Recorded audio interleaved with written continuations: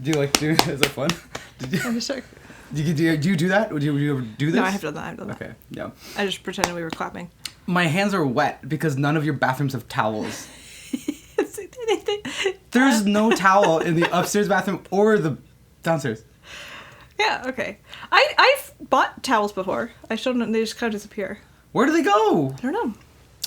Cool. We have like, it's hard when you have different people clean and make the messes, which causes like incongruity of... The people who are cleaning don't have like the logic of the mess making, so yeah. they can't undo damages. Or something like that. Or like I think like a lot of the towels get put into like the towel place as opposed to into the bathroom place. I see, right.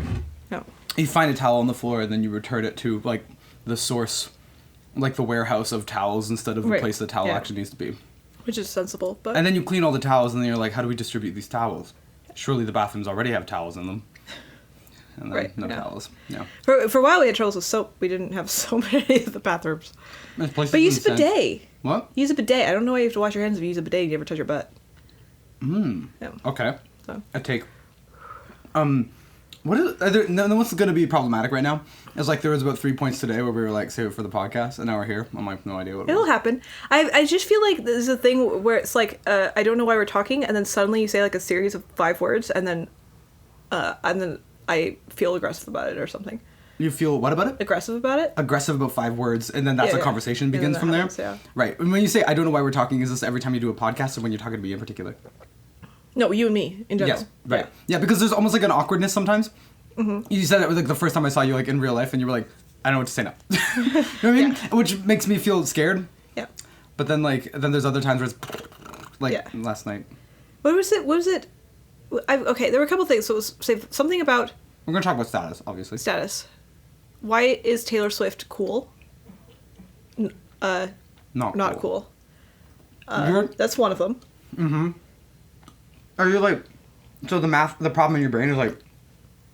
Objectively, obviously, high status person. Yeah. Why doesn't she have status? Why do people think she's lame? What do you mean, why do people think she's lame? I mean, some people think she's... Is that the thing you're trying to puzzle out or what? No, you keep being like, Taylor Swift is not cool. And I'm like... Obviously. Why is it obvious that she is not cool? It's just self-evident. because like from like an artistic perspective, well, actually, this is an interesting thing that I was going to write about in the status video. I was going to talk about like poptimism and like rockism. Like, you're aware of this transition? No. Okay, so like in music critique, there was a long period that we now describe as rockism, where like Pitchfork would never like review a pop album. Like is Pitchfork a... Pitchfork is like a music critique site. It's like music journalism. And so they're famous for the reviews, and they wouldn't even bother to review like a pop album. I forget which artist it was that like they did a review of a pop artist, and it was like a joke. Like the joke was that they reviewed the pop album. Okay. And so, like, that's something about Pitchfork. It used to be like, oh, we would never even consider this like, worthy of critique or, like, commentary. Because it's pop. It's, like, obviously, it's, like, fucking mainstream bullshit. Who gives a shit? Okay. It's not, you know what I mean? And so, this is, like, rockism came under assault by this thing called poptimism, which is kind of the era we've been living in since. Which is the kind of new philosophy is that there's like real art and then there's like the other stuff. It's like, no, you can artistically and critically appraise anything. And so now Pitchfork reviews like every album. And in fact, if Pitchfork is like too negative on something mainstream, or if they try to say it's mainstream so it's like not cool, people start critiquing you. They're like, oh, well, you're being elitist, you know? Okay. Yeah. Yeah. So we've been living in poptimism where it's not exactly valid to say like, you know what I mean? Like, oh, a mainstream thing. Like, I think one of the tenets of poptimism ended up being like, well, if so many people love this and we all care about this and like it has all the most money and everyone's paying attention to it, of course it's worthy of critique. It's probably worthy of praise because everybody's looking at it and like everyone likes it or something. Mm-hmm. And then but then the weird inverse thing happens where it's like almost suspicious now to critique the most popular thing. You know what I mean? Yeah. And so when I talked to W. David Marks about this, like he's pretty passionate about this, where he's like, the problem is like you don't have a coherent sort of incentive for there to be like cutting edge art or like people who are, you know what I mean? Like it matters a lot to have like a critic class that is like, it's not easy to be cool, and being popular doesn't make you great art or whatever. That there's something more elusive and more underground or something. Well, the critic class feels sort of emergent. Right. Like if at any point you have, and like in my brain, it's like Taylor Swift is on top of the hierarchy of Taylor Swift fans and also like a whole bunch of other things. Yeah. Like if Taylor Swift walked into the room, I would be pretty intimidated. I would be like, oh my God, Taylor Swift is here. I'm going to tell my friends that Taylor Swift walked into my house because it's going to imbue me with some kind of special property. Right. So like Taylor Swift obviously is like quite a large just umbrella under which I lie. I might shade her. You shade her? I don't know. Like, because I feel like my version of like claiming like status and that thing is to be unimpressed by Taylor Swift. Right, but okay, but like imagine she walked in. Literally she entered. It's not just that you're like impressed or not impressed by her work. Yes. There's something about like the general like sense of meaning, the narrative that she has. She walks in the room and there's now the narrative of Taylor Swift walking in the room. It's radiating off of her, yes. Obviously. Yeah. But like I'm trying to think of like where my slide through is. I don't think I would like actively avoid being in a room with Taylor Swift, but like I guess like the way that I would try to like and like let some of that radiant status like go through my body and I would like claim some of it is if I was invited to a place that she was also invited to. Do you know what I mean? But like if I don't know if like, you know, I wouldn't pay like to go to her concert and I wouldn't brag about having been to her concert. I've been to one of her concerts actually. I forgot about that. Oh, was it good? I kind of feel kind of like, you know what I mean? Like it's fine, but like. It wasn't. That's not like kind of the special thing that I want to be near. Do you know what I mean? I don't feel my esteem raise when I associate myself with Taylor Swift. No, but I also don't feel threatened by it. Like I listened to her album, the recent one. I'm like, that was fine. Yeah, that was music. Yeah. I don't know. But like the thing I don't know, moved by is the general aura about her, not about the work itself. I don't know. I'm saying this. I feel like I had a point. Yeah, you did. Oh, okay. I want to understand what is it that you were going to say about Taylor Swift, and so like it was almost like there was like a puzzle or a question you had. Why is Taylor Swift not cool? That was. Why do you think? Yeah, I kept like casually referring to Taylor Swift as like obviously not cool. Right. And then I'm like, what do you mean when you're using the word cool in this sense? Because like obviously she has like immense social power, and usually when people talk about cool, they mean something around social power. I guess so. I think what's cool, oftentimes, I think I'm starting to buy into like a little bit that it's innovative in some way. Like there's some amount of like originality behind it. Yeah. I think that there's also some like integrity or like some sort of like yeah. So well, these are there's like it's like a cluster. It's like there's a degree of innovation and like originality. There's like some integrity and there's also I think codedness. Like the fact like not everyone gets it. You know, and like it appeals to like the I'm sorry, I keep using the word cool because it's the thing. It's like, well, cool things appeal to cool people, and not everyone is cool. What is cool? I don't know. That's the thing. I keep using it. Okay, now if we have to like not use the word cool, what would you use? Okay, instead? I have to not use the word cool. All right. What would happen? I think elite. I start thinking elite now. It's like so like there's nothing elite about liking Taylor Swift. Obviously. There's something high status about like it's insanely mainstream. It's extremely widely distributed. Like everyone likes Taylor Swift. That's not an elite quality. It's like not a meaningful signal. To like Taylor Swift means nothing unique about the kind of person you are? Yeah, in fact, the signals that I think it gives are probably like thoughtless consumption, because it's like the lowest basis thing that if you don't give a fuck about art or music at all, you probably like Taylor Swift fine, because like that's what's given to you if you don't think about this at all. That's just like that's the force that is that's just the tide or something. Is this like Eat, Pray, Love? Not Eat, Pray, Love. What? Eat, Pray, Love? What? The book, but also not the book. But the thing that people put nice words on their like kitchens. There's Airbnb. Oh, like core. Live, Laugh, Love. Yes, thank you. Yeah. So exactly, that's like the default, and like if you don't think about this and if you don't give a shit about this at all, that's there, and so it's a sign that you don't give a fuck about this thing. You're not passionate about this thing, and you're not really considering it. So you're normal as fuck, and it's not elite. Yeah. Low status as hell. So there's that. I'm sorry. I like this trying to not use the word cool and seeing where that gets you. That was really useful. It's a rationalist technique. Tabooing your words. That's a rationalist technique. Well, explain it to me. Anytime you're like having a word and then it kind of feels like the word is a little bit of a confusing part of the conversation, you just remove it.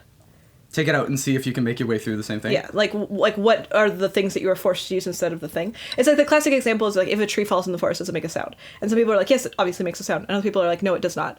But if you taboo the word sound, it'll be like, well, does it emit waves Yeah. like that, and Yeah, then yeah. obviously it does, and then like somebody else will be like, did anybody experience the sensation of sound in their ears? And obviously it doesn't. So like you collapse the thing, and then you realize that there's actually multiple components. This is what I was saying. This is pragmatism. This is what I was saying in the car the other day. Is that it's like, what difference would it make? And it's like, so it's another way through that is like insert the human goal into the scenario and see how that clarifies the thing. So it's like either you basically like Charles Sanders Peirce with the pragmatic maxim. He's like one of the pragmatist philosopher guys. He introduced kind of the concept.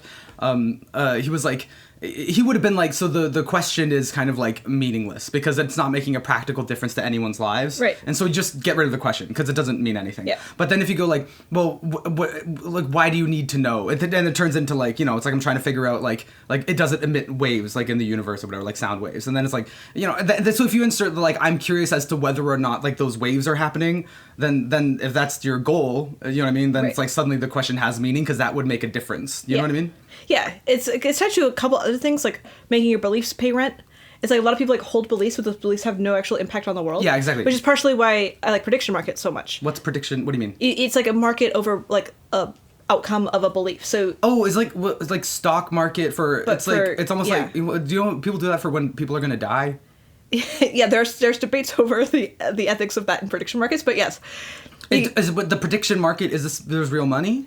It's illegal in the U.S., but there are ones with real money. Actually, this is an ad for a prediction market. Your sweater is an ad for a prediction market? Well, it's for it was from a conference for Manifest, and it's manifold markets. So you can go in. So I made a manifold market for how many people are going to attend SelectCon. What's a manifold market? It's a market. So you go on the thing. The website's called Manifold, and then you can take any question you want. So I have questions like, am I going to have a baby? Will I break up with this partner? How many people are going to come to SelectCon? Will I poop my pants again? That one resolved yes. So you can have like a whole bunch of literally anything that you want, and then people bet on it. And so Why? often if you have a disagreement. Why? Right. So like we're having a truth beauty fight, right? Yeah. This is what generated it. So it's like, what does it mean actually for me to be more like a truth person and you to be a beauty person if this doesn't lead to concrete changes in the world? Right. But then you've like figured out a way to try and predict this. Well, that was an exciting thing. When what was it that we see whether or not we can fight about it? Yeah. Because as soon as like you said that like that I was like Oriental, continental. Oriental is amazing. You said I was like continental philosopher, which is unique for the community in which you've invited me, employed me to be at. What was it? Oh yeah, I'm like, well, that's because I see things more through a beauty lens and you more through a truth lens. And then what was the point of contention that made me go like? Because ultimately it's the same thing. So why does it matter the difference? Yeah. And then you talk to me about pragmatism. Yeah, but it was like I remember my response eventually was like, do you in your heart actually think that truth and beauty are different? And you were like, no. I'm like, so there's no problem. But I'm trying to remember what was said right before that caused me to say that, which it sounds like you probably tried to make an opposition. I think a general. I don't know if it was that, but a general thing I feel is something. Sorry, like, I insinuated you called me Oriental. Yeah. Completely by accident. Are you Oriental? Is that Chinese? I think it's racist for Chinese. It's racist to say that to mean that. To call it yeah. So Oriental, it means like the Orient. Yes. And that is a geographical location. Yes. In the continent of Asia. But I don't know, racism doesn't follow normal rules. Like you just, What do you mean? and if you have like the kind of the wrong word associated with something, then it becomes like laden with negativity. So I think Oriental is because it's objectifying, is what I've heard. I don't know. This is a long time ago. It's kind of funny. That's like there's a Louis C.K. bit about that where one of the racist word for Jew is just Jew with a stank on it. Yeah. And there's that too. It's like whether or not you say black normally or not. Yeah. It makes people think you're racist. Somebody said this recently. They were like, and it was like they meant it totally nicely, but then they said something like, "Oh yes, then a black attended it." And I'm like, wow, it's just something like the. Well, it's also when people say blacks. Like blacks as a population. It's like some people hear that and they go like, "Whoa," and then a lot of people just say it. Yeah. Weird. Capital B, blacks. It's kind of Anyway, pragmatism. Pragmatism?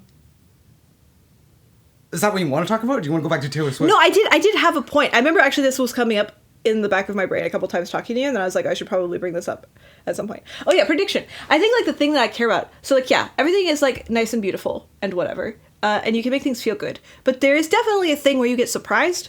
You're like, oh, I thought that you guys were not going to elect Donald Trump, and it turns out you did elect Donald Trump. Right. And if you like built your life in such a way that you thought Donald Trump was not going to get elected, you would have failed.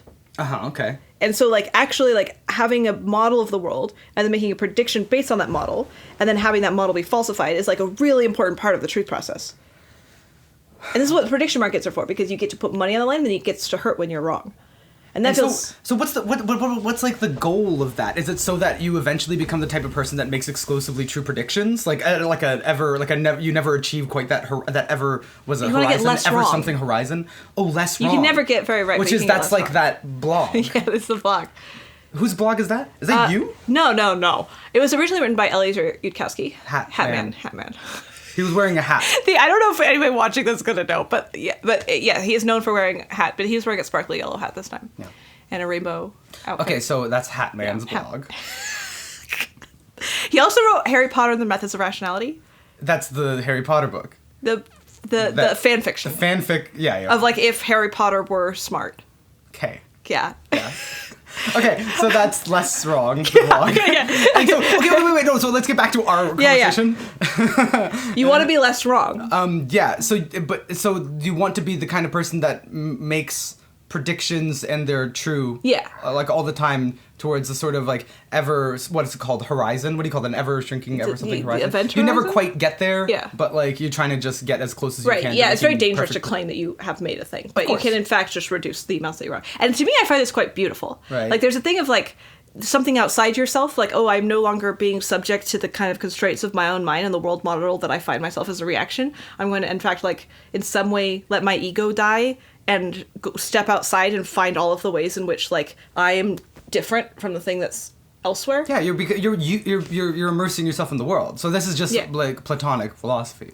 And to me, it's also like a very religious shape. It's like I need to like die to myself and let like the truth of the thing outside of me define me, and then stop trying to impose myself on the world, and then see myself in the world instead of the world like as it is. And so there's like that's Plato's cave, right? It's like you don't want to see shadows. You want to like get out of the cave, like the shadow projections of like your own mind. Yeah. Yeah. Something like you have to be willing to suffer like the discomfort of like my perception of the world and my idea of myself is going to be like cracked by the reality, and then I'm just going to keep getting revised up until hopefully I'm just more out in the world and more in reality than I am inside. And I think this is like the very maybe the autist way of doing this, but I found it very beautiful because I originally was very Christian and I had a bunch of spiritual Christianity experiences. The polls say yes, right? But I do not know if the polls are accurate. The polls say I've conducted surveys. People democratically voted that you're autistic. Yeah, this is correct. All right, I guess that's kind of how like a diagnosis works. Yeah, I know. I don't know what that means. Like the true thing is that the people voted in this way. I don't know what this indicates about the underlying reality. Yeah. I seem to have some traits that are weird. You certainly have traits. Yeah, I do have traits. But yeah, so I went through like being super Christian and having spiritual experiences, and then I went through doing a whole bunch of like LSD and having spiritual experiences, and all of this was like self-surrender. It's like taking yourself and breaking yourself upon the rocks. Yeah. And then I got into rationality, and I was like, oh my god, it's the same thing from just an extraordinary, like a different perspective. So it's like it's same thing as Christianity and the acid. Well, some deep thing. Yeah. Obviously, there's a bunch of things that are not the same thing, but like some deep thing. Like no, yeah, for sure, yeah. No, I was checking if the Christian part of your life also felt like throwing yourself on the rocks of reality. Deep surrender. Really?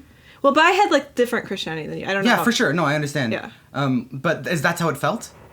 Yeah, it was just like anytime you want something, and then God is like, you can't have that thing. You're bad. You have to just let go and like let yourself dissolve against it, and it's very painful often. Yeah. And so, but in this circumstance, the thing that God wants is coming to you through probably like a pretty like literal interpretation of the Bible, and like the elders like around you, like the high status religious people around you. Yeah, like you need to like be obedient to your parents, and you need to not experience sexual desire and. You what? Don't experience sexual desire? Well, they didn't even have a concept for it, especially not for women. So like experiencing sexual desire is kind of already feels like you fucked up. I mean, if you're in a marriage, that's fine. But like you not have lust in your heart. Lust is adultery. So they didn't even have like there was no concept of like experiencing sexual desire and then not acting upon it. Did they talk about that a lot? Or no, there was. But if you lust after a woman in your heart, you have committed adultery. You know this after, verse. Yes. Jesus says this. Yeah. In your heart or whatever. And so they're like, oh, you cannot lust after a woman. But they didn't really have a concept for women. I mean, this is kind of a side topic, but there's definitely a thing where it's like, I was a really horny teenager and I was really wanting to masturbate nonstop. And I was like, is this a sin? So I would go up and like Google. Is this a sin? Yeah. Is this bad? Like, is this allowed? And then all of the resources to help people with this were for men. It was just like, oh, men, you know, you have to lust. And there was like, it was totally set silent on the thing. So I was like, oh my God, I'm like so fucked up. Yeah. You know? You're Women part of don't like the underground society of like women. It's like you don't even acknowledge the problem. You don't even talk about it. It's like a weird way. It's like even worse to not acknowledge it. I don't know. What do you mean? Because it was like, oh, it's not like I have a common problem. Yeah. It was like I have a problem that is so uncommon. Fucked up. It's so uncommon that it's not even. You can't even talk about it. You should ask your Chat GPT if masturbating is a sin for girls. I wonder what it'd say. You have to make it be something. You have to give it an identity. What do you mean? Like it's a Shoggoth, right? Like so. What? Huh? The Shoggoth is just a series of equations, and it spits out predictions about what letter should come next. You just named ChatGPT? Is that all what Shoggoth is? Well, Shoggoth is the concept for the thing underlying all of the LLMs. And you say the concept. Is this like a socially agreed upon concept, or is it this house, your This is AI? The community, the less wrong, the rationalists, people who work on AI safety. Community. There are some people who have Shoggoth costumes, so sometimes I go to a party, people are dressed up as Shoggoth. Okay, so there is a collective cultural concept of Shoggoth. Yes. And that is a thing underneath the Chat GPT? Yeah, it's deeply alien. It makes no sense. Okay. But usually, so people build the LLM and it's fucking alien, nobody knows what the hell it is, and then people kind of like bang it out until like the thing that comes out is something that's kind of like a human being and it's like a character. Right, so first there's sort of like the chaos, like black box, who knows how the math is working inside this thing, right. And then you like beat it with the prompts and keep adding sort of what constraints inside, and stuff until it talks like a person. Like you sort of like train it into something where it's like, okay, but then you have to make the question, if you're building an LLM, it's going to be interfacing with a lot of people, you have to give what kind of person are you constructing to interface with these people. Okay, so when you're saying we're going to ask Shoggoth, you're trying to be accurate in saying like I'm talking to the black magic cube thing, and not all the constraints and like the face, the fake face, basically. Yeah, I do not want to mistake the face for the giant weird thing behind it. Okay, so you're actually like doing like a better, more accurate job of talking to the thing than the people that treat it like a person. Yeah, but the thing is, you can switch out the masks. So when I ask if it's a sin, I could like ask it to become a Christian, and then Shoggoth as a Christian. That's what you're kind of. I would ask it to wear the Christian mask, and then it would be like, all right, you are a Christian, and it would just like become the Christian mask that is on top of the Shoggoth. And then the Christian mask is like what? This is just like human beings deciding what like that filter is, like what that is. Well, it's like emergent. It's emergent from the human consciousness. It's a prediction, which I think is actually pretty cool and like sacred. I think there's actually a lot of like beautiful human truth like wrapped up into it because like surveyed the entirety. So I've never used ChatGPT or ever, right? Yeah. So so I'm trying to understand what you're even like talking about, like how this physically works. Is do you go? Is it chatgpt.com? Yeah. Okay, and then do you make an account? Yeah. And you pay for it? Yeah.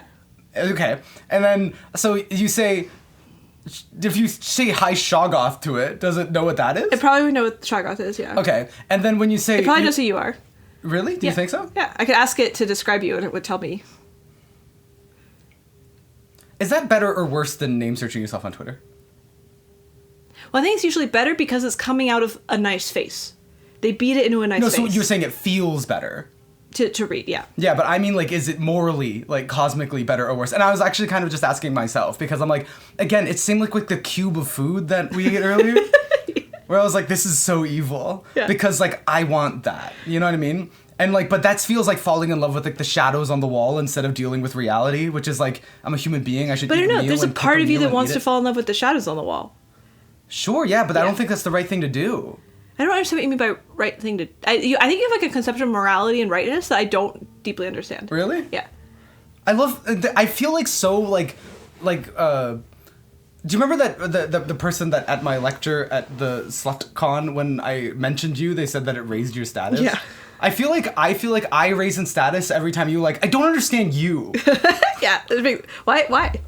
I don't know. I think that you probably have like because you've been throwing yourself against the rocks of like rationality and like people and how people work for like a long time, so I presume you have like a lot of different models of kinds of people, and so I guess the feeling is if I ever like flummox or perplex you, it makes me unique. You're violating all the models. Yeah, I think you are unique. This seems true. Because it's like falling through the cracks of the thing, but you seem to still like me. Yeah. Cool. Yeah, maybe should you raise your status? Yeah. I think status is like having a thing the other person wants. So I don't know. I guess I like want to be exposed. I don't know about that definition. I think I've read that you talk about that one. And again, obviously it's like you're an artist. Do you consider yourself an artist? I think if I polled people, they would probably say I'm not. I think you are, though. I don't know what that means. Well, we can work on that. But I think you're it's obvious to me that you're an artist, and so like when you figure out your sort of like poetic, just like your definition as you're sort of like building status, like a status taxonomy from scratch, the definitions that you create, I think they're also like expressions. You know what I mean? Like you're inserting like a bit of your poetry into it, right? So when you say like, how'd you call it? You think of status as like desire points or something, or like people as like little desire idols. Like, does this sound familiar to one of your articles? Right. I'm not sure I use the term idol, but the concept is there. Yeah, something like that, or like or the desire glow or something. Yeah, so you define it as like people having something that other people want. Yeah.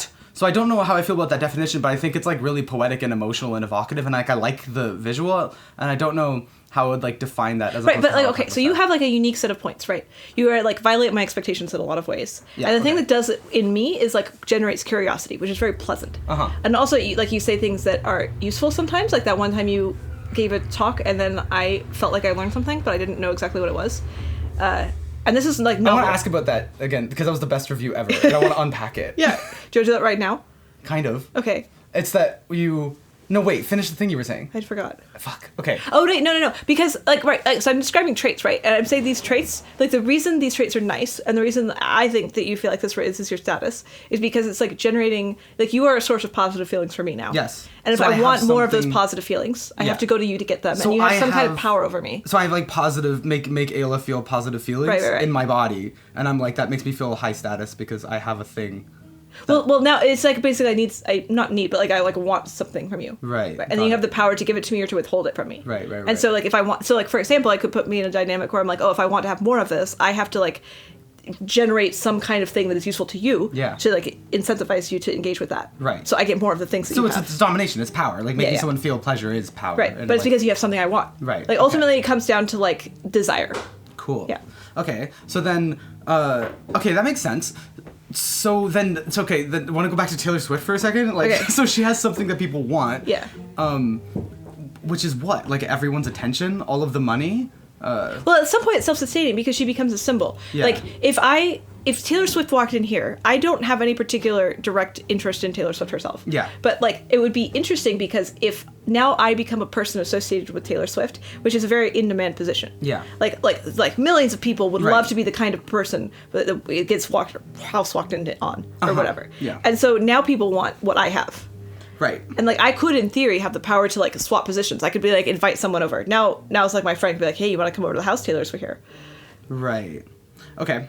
So then to translate that over to like why I would think that she's obviously not cool, that'd be because she has something that she doesn't have anything I want. Like she can't give me something that I desire. This seems plausible. Also, to pause briefly, should I ask? Is the music okay? Should I ask him to stop? I think it's okay. Should we ask him to stop? It's up to you. It's your show. We have other places in the house, so I could be like, can you just do that? Maybe, yeah, probably. Okay, that seems wise. And then how about you check the recording to make sure it's still... Sure, yeah, let's go.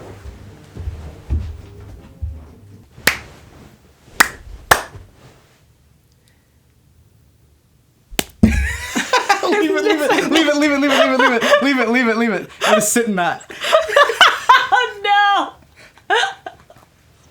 No, I liked it. It ended human. You know what I mean?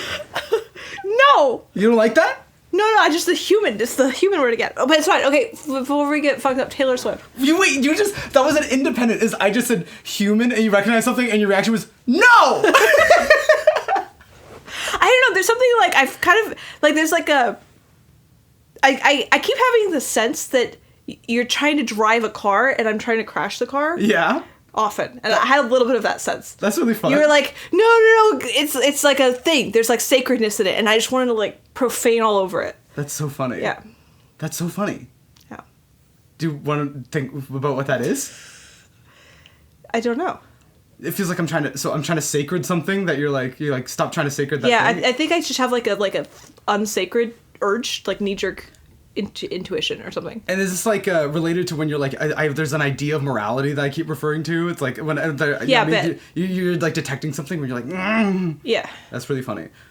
Okay, so do you want to talk about like the lecture thing, the things about the lecture? Yeah. Okay, cool. So it's that your review was that I was continental. I was not even aware when I made that hand motion. It was just really good. Not... I was like, because we don't really have people like you around here, and I was like, what do you mean by people like me? And you were like, continental.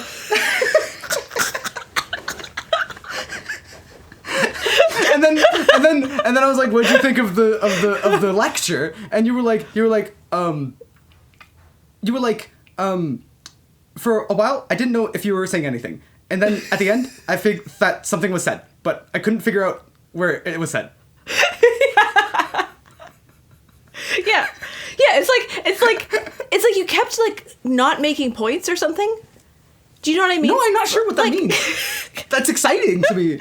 No, okay, but you were saying this thing, which is like, somebody's talking philosophy, and you're like, are you actually saying anything, or are you just saying words, right? Yeah. And so, like, I have this going all the time, especially for, like, continental kind of people. Yeah, right. Where I'm like, okay, you're saying something that's very entertaining, it feels profound, but, like, is it just, like, are you just generating a sensation of profoundness in me, or is there anything it actually predicts? Right. Which I think is, like, comes back to that thing. Like, does this actually, like, have any impact in reality? Does this, like, impact my ability to, like, be closer to truth? Like, can this be tested? Is that the kind of one that you're checking? Yeah, in a sense. Yeah. And like, the test can be, like, vague or autistic or whatever. It can be, like, I'm using this as a model. It doesn't make a difference in... Yeah, it doesn't make a difference. And so I would keep listening to each point, and I'm like, I don't know if this makes a difference. I'm not sure. I kept, like, not seeing a clear difference. But then at the end of it, I felt different. I felt like I was like, aha. Like, something, like, was in there. And then, but then I was like, I don't know where that came from. I was like, somehow all of the points that you set up in the talk were, like, individually confusing. And at the end, they just, like pushed an update into my software. Wow, that's such a great, like, that's the best compliment, like one of my best compliments I've ever gotten. I feel like, and I take it as a compliment. I think it is, because I love that. That's exactly what I would like to induce in people. Yeah, like an accumulation that suddenly updates your software. Yeah. I think part of what that comes from is like a lot of people indulge in sort of like profound concept saying, you know, and then there's not a lot of care about like the coherence between the concepts. You know what I mean? And then I think an important part, something that we were talking about the other day, is whether or not like they're saying profound concepts, like just reporting upon various profound concepts, or if if it's coming from something within them. Yeah. And if there's like a coherence between like, I really live my life like this, I really care about this, and I've like kind of committed to this particular, to a particular thing, not just like vague profundities and like aphorisms and stuff. And then so that's what I aspire to do, is like all the different philosophy things I'm saying, they're all actually kind of the same thing. Coming out, and it keeps reinforcing and eventually gives you this sort of like shape. You know what I mean? Yeah. That's exactly what it's like you have actually even a message, it's not just signaling.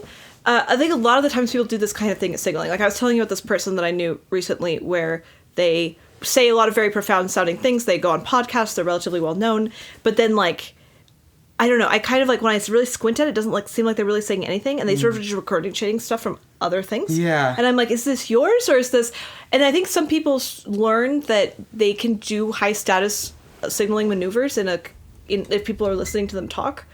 And then if they just like yell enough like words that sound smart in succession, they get like the brownie points of people being like, wow.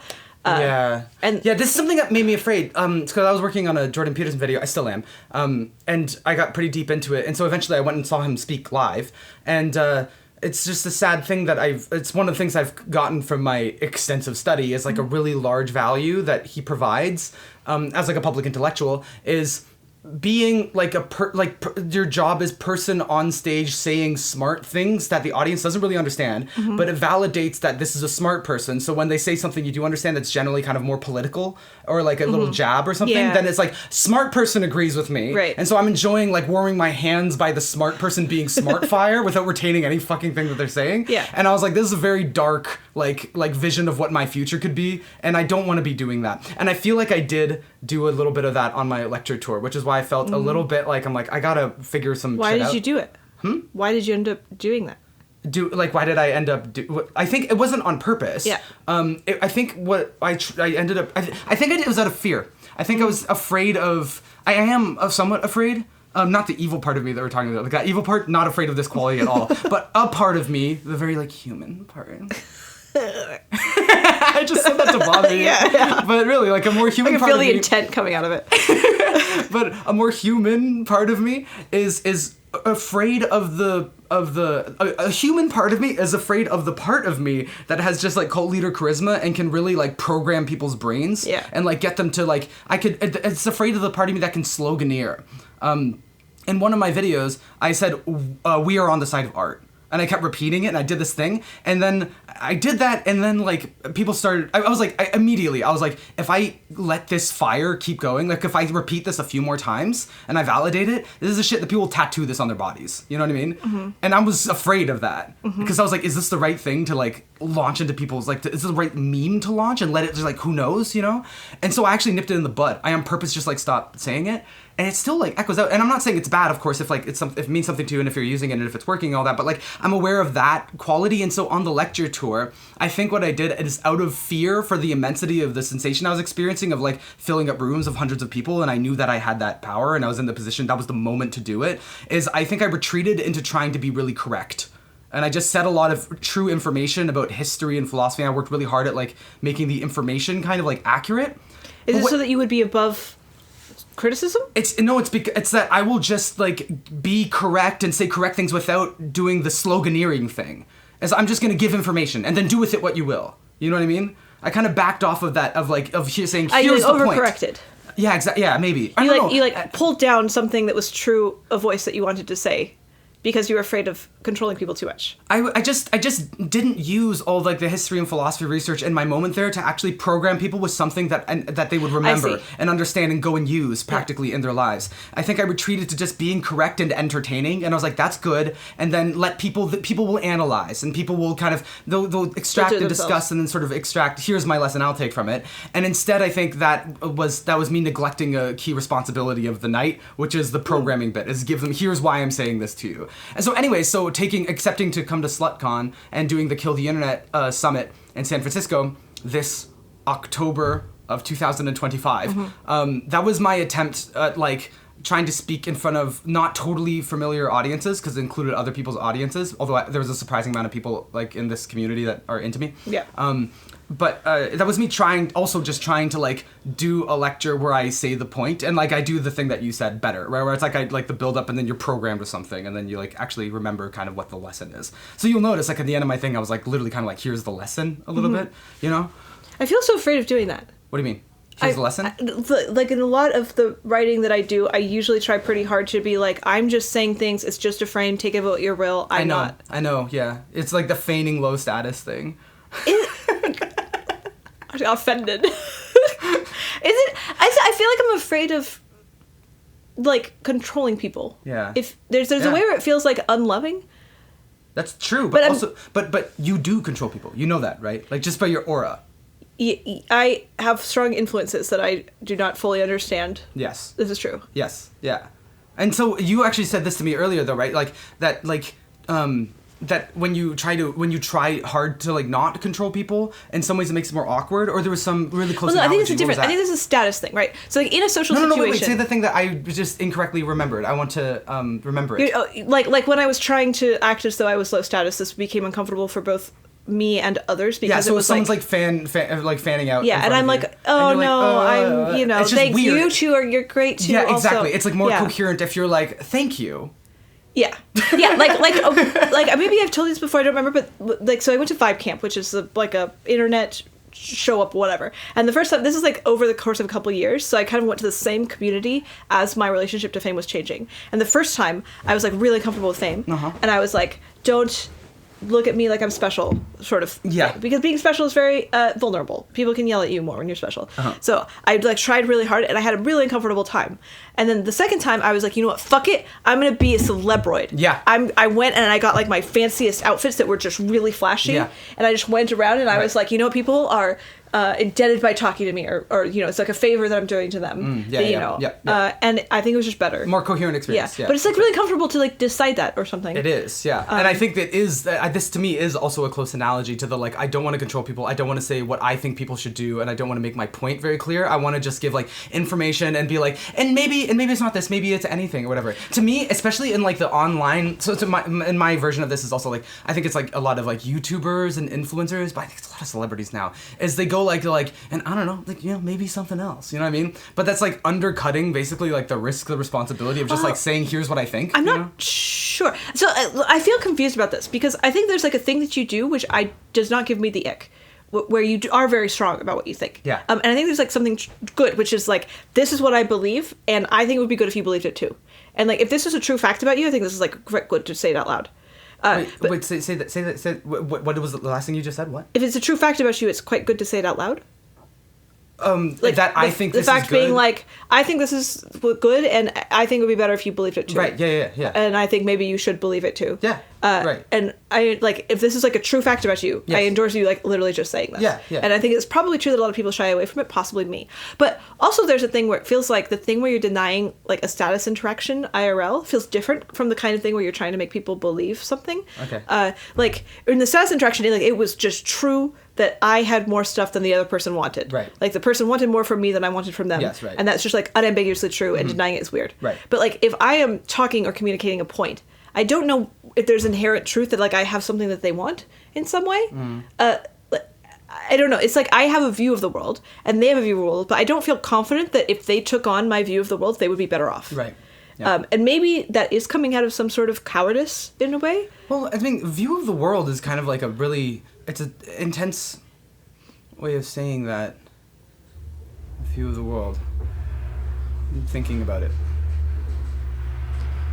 Like morality? Do you think something? I was just like because part of what I think is when I'm giving, like, so for example, like I give like this the lecture on seduction that you saw, is I'm giving you an object, and I want this object to be like the real version of this object, and I'm like giving it to you, and now you interact with it. You know what I mean? I don't think that I gave like the people around here are always say model like a lot. There's a few like bits of shared language that I'm like, I just, that's not how I roll. Not how I roll. It's just like I'm unfamiliar to me. It's just things, and I'm not sure about whether or not I like all of them. And it's kind of fun to find the ones that I'm not sure I like. Some of them I do. But yeah, I don't feel like I'm giving them a model of how to view the world. I feel like I'm trying to give them like an object. Does that make sense? No. Okay. What is the difference? I don't know. I think that I don't know, because I feel like model is. I feel like having a model is almost. I feel like that's not as good as that doesn't sound like it doesn't feel like it's as good of an analogy for what moving through the world feels like to me, I guess. What is an object? An object is like the things around you that you like interact with and have friction against and use and put different places and stuff.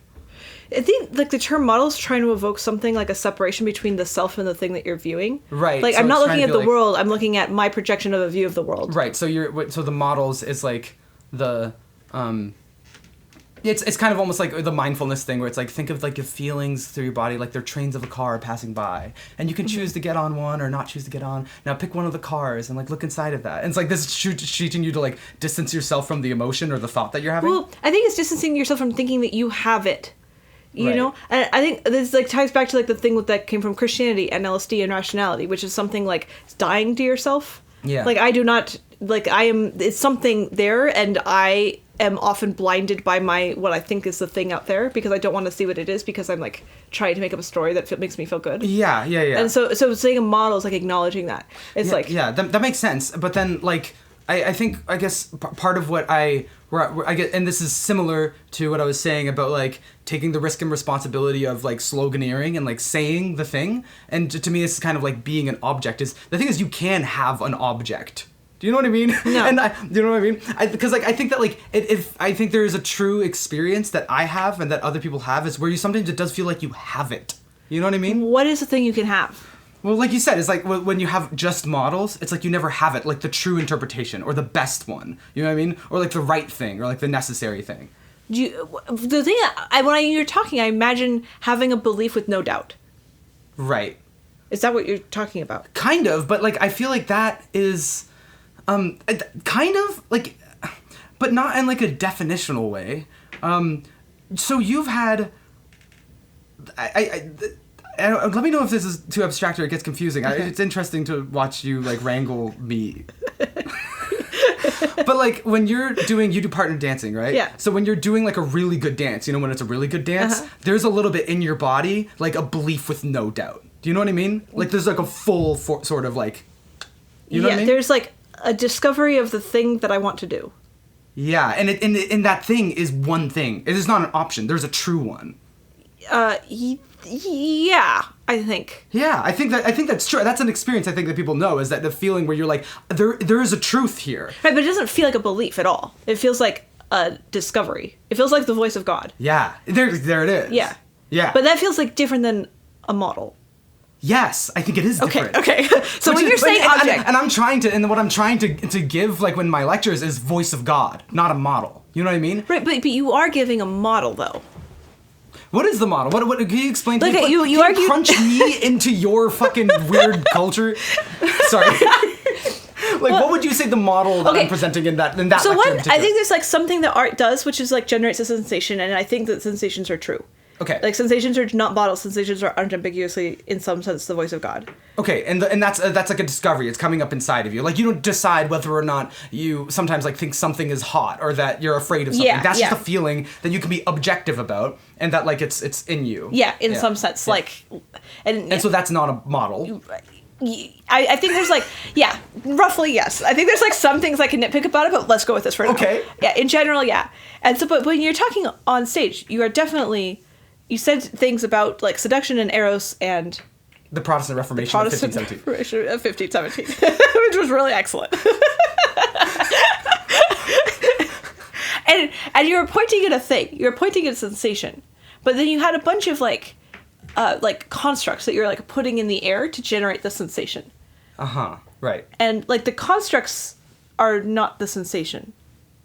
Okay. Yeah. Right. And I think it's like really important to know that those things are different. Right. I think you can use a lot of models to generate the voice of God. Right.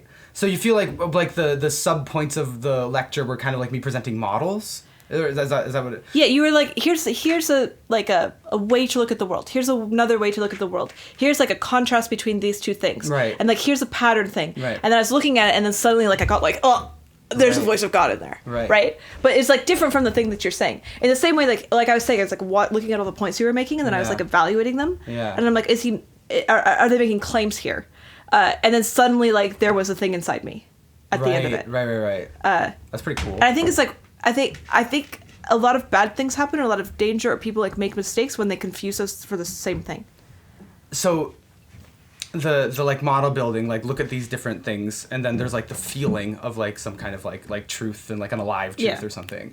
And so you're saying it's really important to keep those two things apart? Just to know that they are. Just to know that they're different? Just to know that one is a trigger for the other, and that the trigger is not the thing. Because like a lot of people. Right, because that's like idolatry. Yes. What? Why'd you scream? It's just like a very loaded ancient word for me that like also I'm just shocked that it like was correct. For that. It didn't happen a lot the first time we were talking, like in that shed while you're like getting ready for something, or like I'd say Christian things and you're like like normal conversation, and then someone says something Christian, you're like, fucking I didn't expect to see that here. Yeah. That's funny. It's true though, right? Yeah, but it was I think that was something like that. Or I think poetically it's like that. Yeah, because that's like because I do think that's not good. It's like I kind of see what you're like saying, where it's like if I'm looking at like I'm trying to think of some example of like a thing I might have said. Because that's true. Okay, yeah, because for example, like I talked about how like and I'm accounting for these things because I'm aware of this. Like while I'm constructing the lecture, I talked about like how intimacy is unsexy, and how like when you're in like a long-term sexual relationship, a monogamous one, and like eventually it gets a little less sexy, and you have to reintroduce like otherness and like mystery, and like you have to feel like you don't know everything about this person. You have to see them again like as a separate person from you that you don't know everything about. And there's a bit of ambiguity and and then that's where the sex comes back in. So that's why people sometimes do like role play or like bring like a toy, and they say we have to spice it up or whatever. And I was aware of the fact that when I say intimacy isn't sexy or whatever, or like getting to, I'm like, also when you're in an intimate like monogamous relationship, like a lot of the time, like no, it gets way more hot, like it gets way more sexual. Like there is actually like a deep eroticism when you really know someone. You actually start unlocking shit that you don't even get when you are actually dealing with a stranger. And so I'm aware that the saying like intimacy is unsexy is like broken in a way. Like I know it's not a complete thought, but I'm able to use it, and then if I do that as in a bunch of row with a bunch of different things, you understand some other thing. Does that make sense? Yeah, it's like so I'm aware of that. It's like here's a point, and the point is like a little bit confusing, but there's a spark in it somewhere, and I'm going to give you like a whole bunch of other points that all like share the same spark, and it's like up to you to like pull out the spark that you're trying to point at in some sense. Interesting. Yeah. Okay, cool. Which I think was good. I'm not sure. I don't like really see a lot of model confusion in you at all. But I mean, there's definitely a thing where like the thing that you're literally saying. I think some people get caught up in this. Some people like will have like a spark come out of. I think like Christianity has a lot of this problem, like where what? it's like you go and you have a spiritual experience when you're praying and whatever, and then you're like, oh my God, God is real, and now I need to make sure that I stone the gays. Yeah. Or something, because like the stoning the gays is the thing that led to the thing, and I'm like, no, it wasn't. That's like a model. That's like a thing. That's like a prediction about the world. We can test. Did when we legalized gay marriage, did climate change happen? Like you can and then so we're in the world of like, is it falsifiable? Is it a model? Is it predictive? And like that's the stuff that gets dangerous because people feel something magic, they attach it to the thing that's not magic, and then they just like bear down. And I'm like, we've lost the thing of like testing. Actually, is this true? Yeah, that's so interesting. That's so funny because like it's like and I really agree with this actually. It's really important for the sacred and profane to be different. I think this is like super fucking important. And I didn't realize how important it was until. It's like, honestly, I kind of like learned it like the same way that like I try to induce the feeling is like something like I was having a like just living through life, and at some point I had this like like voice of God thing where I was like, it's really important to not try to live all your life in the sacred. It's really important. Mm-hmm. It's like really bad actually. Like I used to be like everything can be sacred and everything is, and I realized like holy shit, it's really important to go in between the profane and the sacred. Why is it important? Because we're not God. Because we're not God. So like you have to be able to like, you know, I take morality like as an example. It's like I can believe something is like morally wrong. And that's like, and I really do believe it, you know? Like, you know, deep in my heart, and I'll make like decisions based on that. And then it's really important for me to be like sitting with somebody and be going like, I don't fucking know, maybe it's not wrong. You know what I mean? It's really important to let myself go to that profane space of like, I have no fucking idea. Like the most important thing to me, maybe I'm wrong and I have no fucking idea. And also it's like just not even like maybe it's wrong, but also I just stop caring about it or something. You know what I mean? Because like it's humility. You have to remain human. Why? Because if you start to live like everything sacred, if you try to have like perfect faith to the sacred and live that everywhere, then you're thinking you are God, and then you start confusing these two things, and then you start doing like you become very self-deceived, and you start seeing like things that are just illusions of yourself. You start thinking that's the objective truth, and that's God even, and that's in the world, and that's applicable in every situation. Did that make sense? Yes. That's not the only way that I could have said that. I was just trying. I was just pushing and trying to get it. Yeah, so like... so I think I'm like a little confused about sacred and profane in the way that you view it. So for a minute I was hearing you saying sacred as like you experience like a genuine sense of like this is sort of me as a conscious being, my artistic interpretation of the world is in some sense absolutely true. Yeah, like the voice of God moment. You're like this is the correct thing. I'm having it's so true. Super true. I feel that this is immoral, and in some sense because like I am like generating reality upon my gaze, thus it must be immoral. Sure. In some ways, is that what you mean? It's like kind of. It's more like what you said. It's like it's discovered. It's like you discover something and it's like completely. Yeah. That's obviously it. Like, but then sometimes you switch into another mode where you're like, maybe that thing I discovered is actually not true. Right. Okay. Yeah. So I'm not sure that I have this thing. Like, I don't think I ever think that. I don't know if that was just articulated correctly. Okay. That back and forth just then. I'm not really sure. But I don't know if I can solve it either. So I'm just a little bit. Well. I want to. Okay, here it's because like. Well, what I do think a claim is profane. I guess that's maybe one of the things that I'm trying to say. Is like I think really like kind of like science And like computation is profane. Like quantification is kind of profane, right? Like doing like you know what I mean? Like it's because if I'm saying like here's my claim, it's the claim, and let's test it against reality. There's something deeply like disenchanted about that. It's very heady and like impersonal. It's so beautiful, but continue. No, I didn't say it's not beautiful. Okay, Yeah. but it's not enchanted. It's not enchanting. It is disenchanting, but yet also beautiful. Is what you're saying. Yeah. Yes. Okay. Yeah. Continue. I guess I unfortunately mean disenchanted in a kind of technical way. Very Okay. Very oriental of me.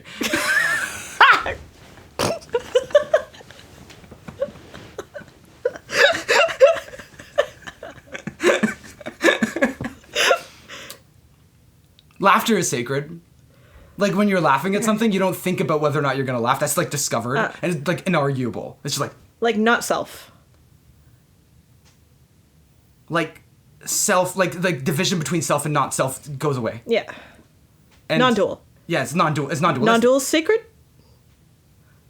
Okay, what you've unfortunately just like drawn out of me is this very embarrassing thing that I've been grappling with for a while. Is that like I've kind of gone from like a non-dualist into a kind of dualist, and the reason is because the sacred is non-dual, but there's the profane, also. It's just a movement. What do you mean? There's, like. I don't know what that means. I know that's objectively true, and I have no idea how to explain that. Yeah, okay. That's why I do not lecture on that subject at all.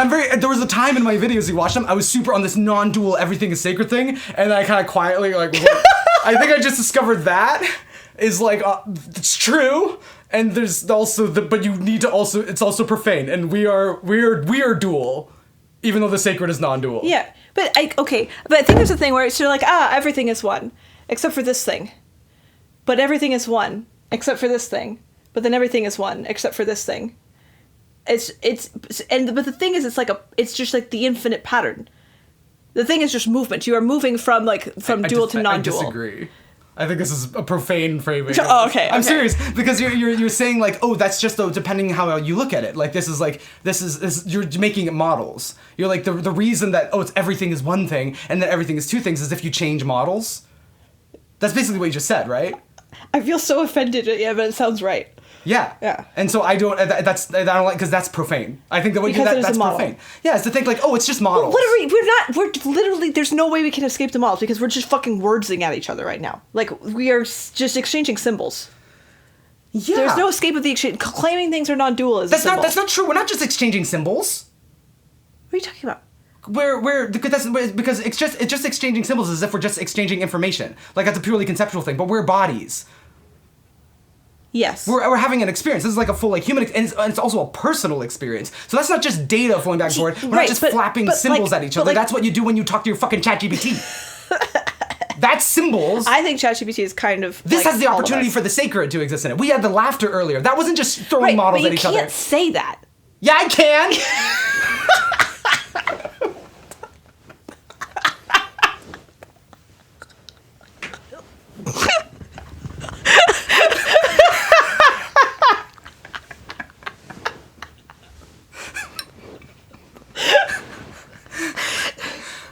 You can say it, but it's wrong. Not just with words. You can't say it just with words. Yeah. Yeah. But you mean, you can never escape it. As long as I'm talking, you can't escape it. What do you mean? As long as you're talking, you can't escape it? I don't know. It's like the we're just exchanging words thing. Like that's one part of it. Yeah, but I'm trying to point to a thing. You can't say it, but you can point to it.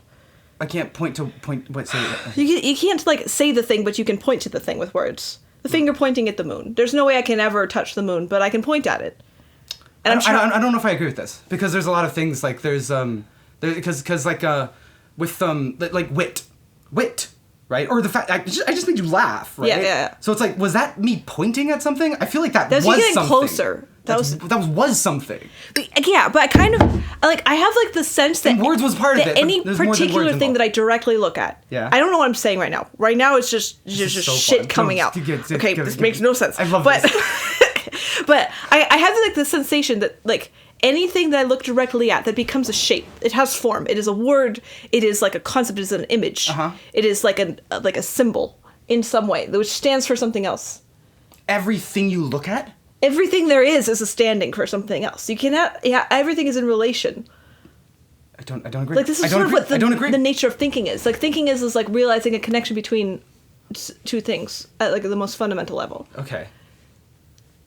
It's all just It's all relational. yes. Everything is like you cannot have a non-relational thing.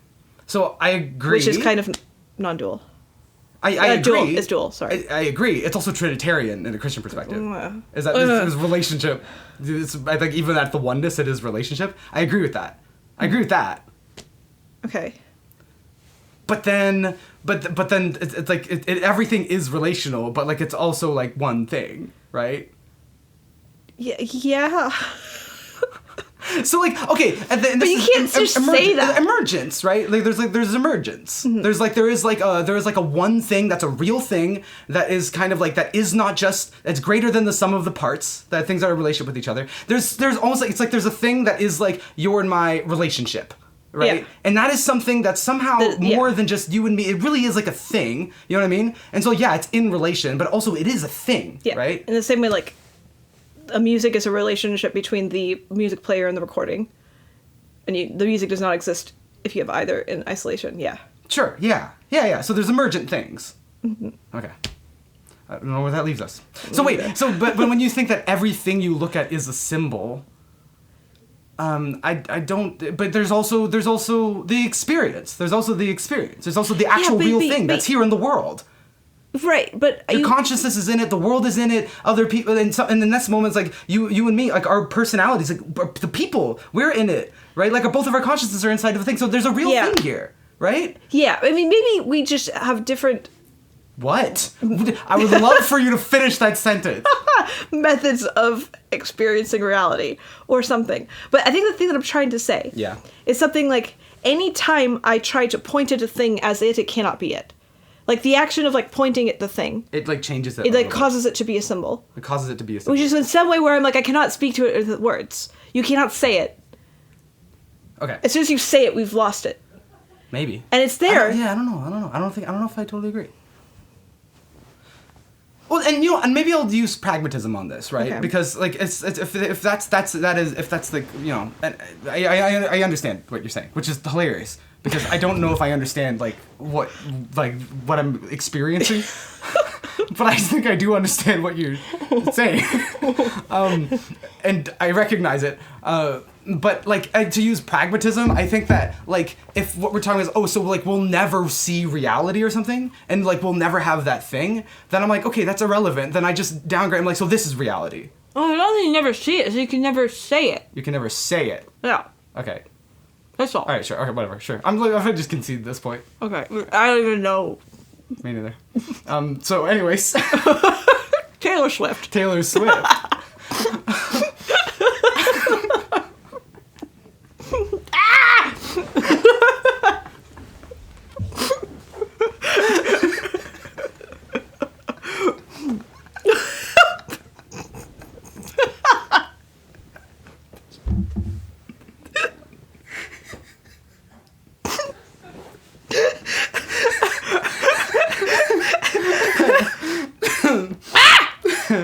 Okay.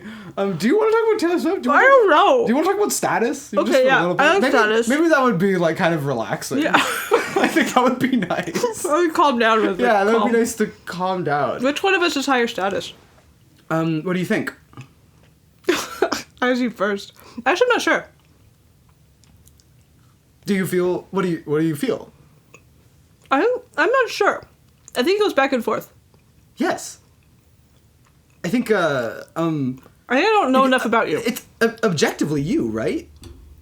By quantification metrics, perhaps? What? I don't know. Probably more famous, more money, more access to I think probably more famous, people have heard my name. Right. But my guess is that the more people who have heard your name are more familiar with you.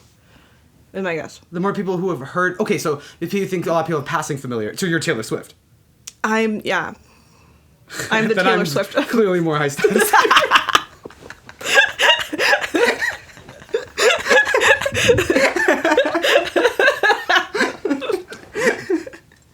I don't really know. I think, but I I think we're friends. Yeah. It's funny I'm saying that because I've only known you for really like a couple days or something, Yeah. right? But I think almost like a definition like structurally friends in the Keith Johnstone way, where it's like friends play status games with it. When you go back and forth, you have that sort of erotic, like sort of like. You know what I mean? Like moving back and forth a relation, the pushing in and out thing, then that's what friendship is, basically. Mm-hmm. And so I feel like we're well matched to like be friends. Yeah, this is true. Yeah. Yeah.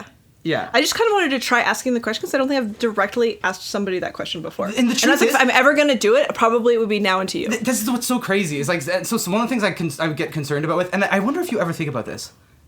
And maybe like your guard against this is what you said, is you go like, here's just my model. It's just a model. It's like a model you could use. Like, I do think a lot about like, is this thing I'm working on, is this like just good for me, or is this also good for other people?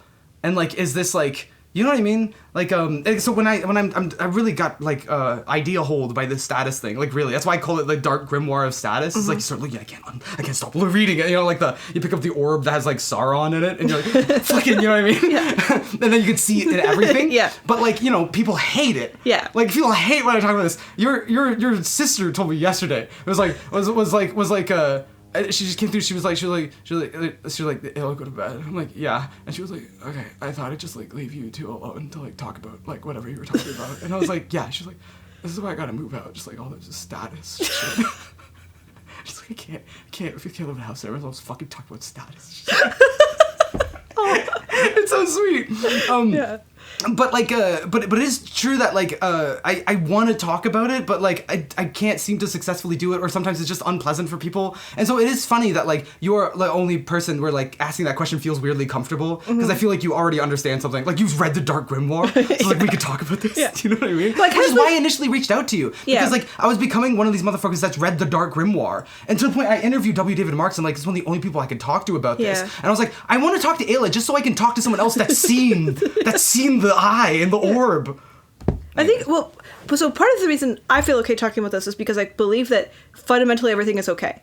I wonder. I think that just turned off. Yeah, it did, but I wonder if it's because of battery, just because of time or something. We'll find out so shortly. Alright.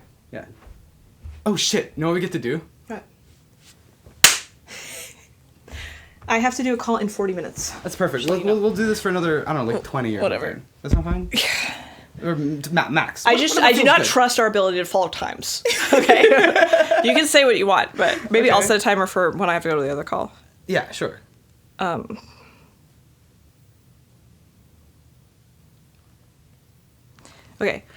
I was trying to say. Yes, everything's okay.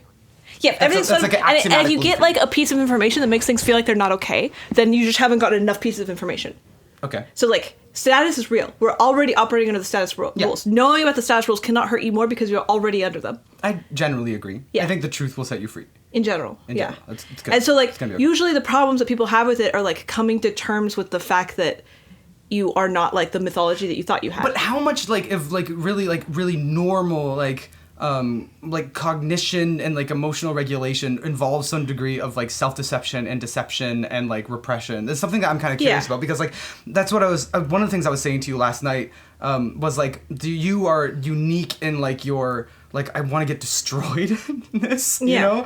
And like even in is it okay to talk about you talk about your relationships all the time. Is it okay to say them by name or whatever? By Nate? Yeah. People know that I'm dating Nate. Okay, yeah. It's just like with Nate, like that your feeling of like, I cannot offer you anything, and like the crazy status anxiety that triggers in you, and so much information you get about like narratives and like ego out of that, like that, how much like what you were saying, which blew my mind a little bit, and I think it's like true, is that a lot of narrative is kind of like figuring out how you are high status actually in the world, and that involves a lot of like in your relationships and stuff, is like finding out what do you lack that I have, and then you that becomes a really essential part of your story of like what value do I provide, and your identity, right? And so like you go to like the relationship that gives you the most like panic and like rips you to shreds the most, in like a fundamental way, like that shreds your identity, and you're like, that's gonna be like probably my primary relationship. Yeah. Like that, I don't like that's a strange quality. I really respect it. I know, and I was thinking also about when you were saying about like the feeling of like the experience going and you're shaking barely, you know what I mean? And I think I also like that feeling. I think I also like that feeling. Well, I think people have different ways in which it manifests. You wanna know what's insane? What? Is the way that it comes to me, and again, this is like the evil part of me that I don't always like let talk, is I used to just conceptualize it just like, I love power. Mm-hmm. Like, and I want to be the most powerful. Yeah. And like, that's power. I know that, and I knew that. It's like, if the power requires like I'm like bigger than you, so I shoved you in a closet. It's like not power. You know what I mean? Like, there's like, do you know what I mean? Like, if my power starts to shrivel, if I start looking at like other things in the face that make me feel like not very powerful, like that's not real power. That's not real power. Yeah. I don't want like fake power. That's bad power. You know what I mean? Yeah. And so like sometimes I think really just that's probably a primary motivating force is I want to be powerful, which is a weird way of getting at the same thing if I want to get destroyed. Yeah. Because it's like just a dom and a sub. Maybe. Existential kink here. Wait, so your experiencing is like about reality, but your relationship to it is like, I need to subsume this into myself such that I want to wield it. Yeah. You want to wield it. Yeah, I think I have the complete opposite. Wow. I just want to get like annihilated. But when you're annihilated by it, then you become part of it, and then in some way you become invincible. I don't know. Yeah. It's like two ways to the same... they go to the same place. Yeah. Weird. Pragmatism, no difference. Well, there is something different. They've led to different words, though. Same thing. Yeah, something true. They took different words. journeys, yeah. Okay. And they do definitely create like different like behaviors, like different ways of presenting something. For example, right? You know what I mean? Like one is like it's like here's my model, and the other one's is like. I think a lot of the stuff that I learned was originally from Christianity. My version of Christianity was like. Your will is nothing against God's. Yeah. You need to break yourself against Him. Right. You do not try and take control whatsoever. Yeah. You just have to let this overwhelm you, and it will be okay. You had submissive kink Christianity. Submissive. I kind of have a little bit of domination kink Christianity that I was raised with ultimately. Yeah, well, like because like it was more like go be human and be in relationship and be honest, and it's going to emerge. And then you'll know it when you fucking see it. What's going to emerge? God? Yeah, Christ. You're going to know it when you see it. And, like, it's going to be in all the places you don't expect if you just be human and honest and be beautiful. Sounds so heretical. Huh? That sounds so heretical. It's what are you talking about? His entire shit was like, I'm going to disrespect the religious law and the religious elders. I'm going to go hang out with a prostitute. I'm going to find the real thing here that you don't have. I can feel like my ancient Christian self, like, coming up through me, just being like, let's fucking look at the scriptures because... You're misinterpreting those. And that's what we're gonna do. Yeah. We're literally gonna do that. No, because I don't know, because this is a very religious belief for me that isn't all just, again, like rationally supported by a case I built through reading scriptures. It was also through living it. And then my conception of Christianity is that, like, it's Christ's life that was the ministry. Mm-hmm. It's not, like, just the words. It's actually the thing. It's real. It's alive. Yeah. And then, like, and he literally, he's like, this is going to go deeper than words. You're going to, like, live this. And then he lived it. And then he, like, died and then was born again. And then he went away and he was like, now live it. And you find it by living it, not by believing the right axioms. It's a very axioms. dominant approach to the scriptures. Yeah, I don't know, but it's a lot of faith. I mean, it's very scary, also, right? I think you don't have the authority. Ultimately, to really much better than the thing that I went through. To be clear, I agree. My ancient Christian self is like, God, but like actually, it's just we seems to lead to way better lives. I agree. Yeah. I think that's true because I think that version to like just submit. I think what it really does is just kind of substitute whoever the like religious or political authority was around you, as they just have their wills and God's just conflated, and they're just the same, and then you just have power, and that's not. That's not very Christ-like to me. Yeah, but there's like a lot of, I don't know. There's a way where, like, I have desires, and there's a way where it's terrifying to express those desires sometimes.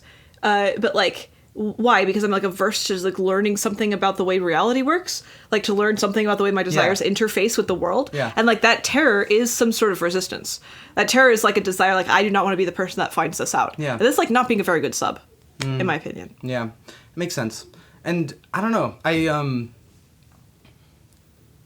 trying to think about like whether or not I relate to that. Basically, I don't know. Maybe I feel like in maybe like recent years I've become less willing. That can't be true. I've only like grown probably in a positive way. No,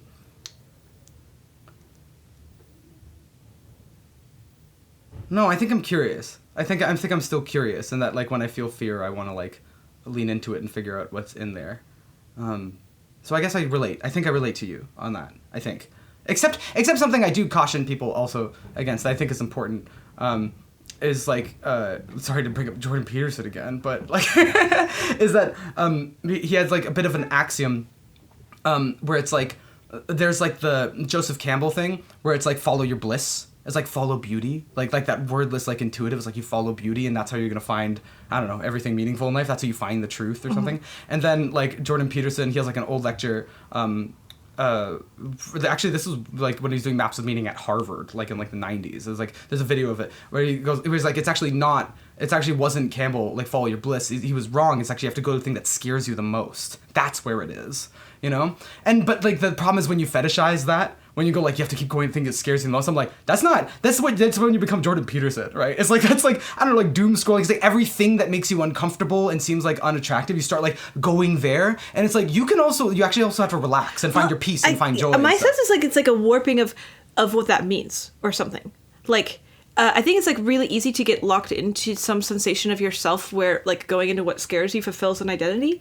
You're like, oh, I am the cool kind of person that goes into what scares me. Yeah, or like if something is difficult to do, then that makes it intrinsically like better to do or something. Or that's like partially why cults work. They push the painful update button that is supposed to be intrinsically valuable. Whoa, say that again? Like the painful update button.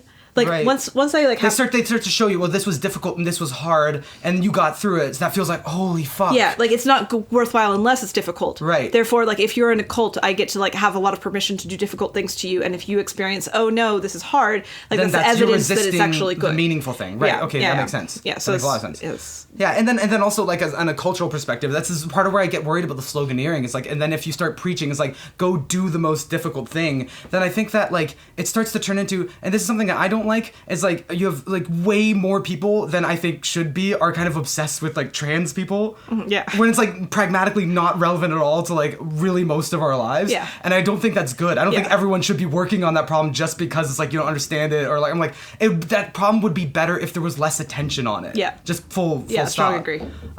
So yeah, I don't know where that came from. But I was gonna say something like I think you should only go into what scares you if you're interested in it, and you have to genuinely generate that interest. Right, Like you actually have to want to know. Yeah. You don't have to you don't want to be the kind of person that goes into things that scares you. You have to intrinsically want to know the thing that scares you. Yeah, of course, which risks like being wrong about it. Like it's gonna like change you if you're genuinely interested in something. Yeah, right. That's the only way it has power. If you want it for its own sake. Yeah. But then like you have to like what goes into causing somebody to be interested in going into what scares them in the first place, and like that's like the big question.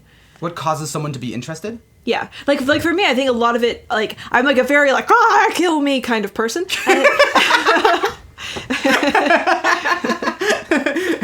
go on. Yeah.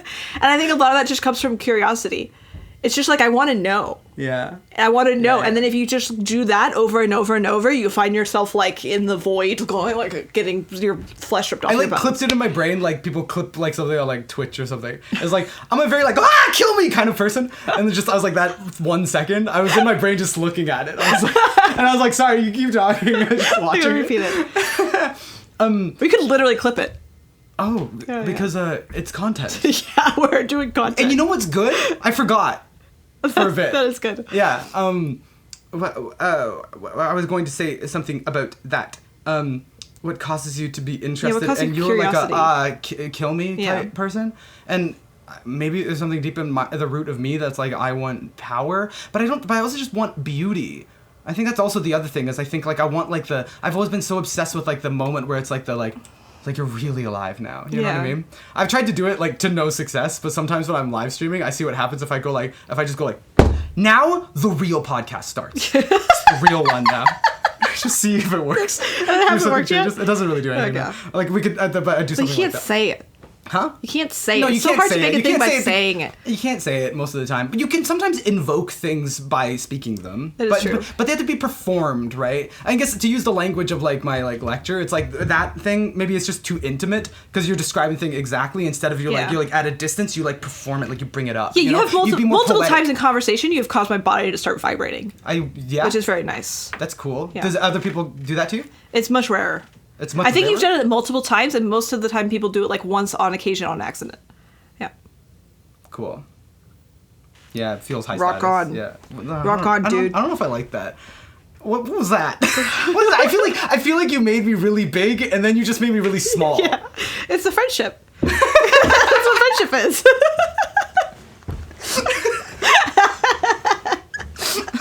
Oh my god. Yeah, sometimes sometimes I think my problem is that like I love like experience so much that it's painful that it's not always like that. You know what I mean? There's like a quality of like capital Q quality experience, and like I know it, and I want it to be like that all the time, and it isn't. Why not? What do you mean? Why is it not? Why like have you that? not made it like that all the time, you little bitch? That's why I'm doing all of this. Okay. You know what I mean? You're trying really hard. I think that's why I'm like I'm very very like productive and like really motivated and just kind of like, you know what I mean? I can't stop. Like all of this is just a desire for you to enter the funnel.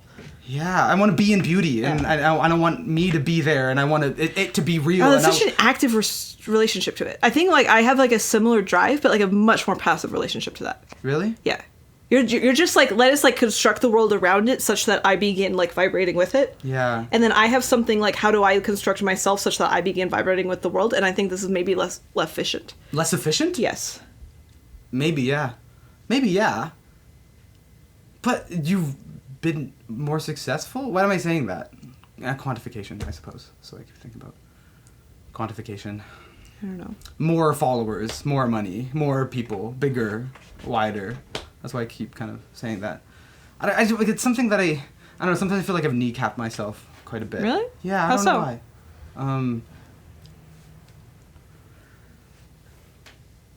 I think it seems like you know, more money, more problems, more attention, more problems. Like do you have a stressful life? Do you feel stressed by like the hate and the attention and the stalking? The hate, yeah. I mean, the stalking is occasionally stressful. Yeah. The hate is occasionally stressful, but most of the time I'm not stressed out. Really? Yeah. You feel like you have a really strong support network around you? Yeah, it's pretty good. Yeah. Wow. I don't know. Wow. I just never heard you make that noise. It was good. Yeah. Yeah. Yeah. It was like Yeah. really good. N-Y-A. Yeah. H. H? Yeah. Do you think there was an H at the end of it or no? Yeah. Yeah. Yeah. Seesaw. Okay, so status. Yeah.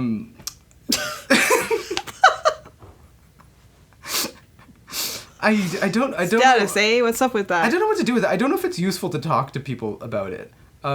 This is one of the reasons I'm like stalling out. Because it's like if I was to make a YouTube video about this, right? I'm not just reporting information. I'm gonna be like enchanting people into thinking a certain way.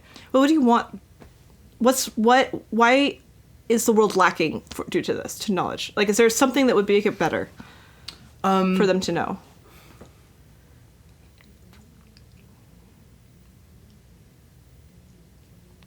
I think that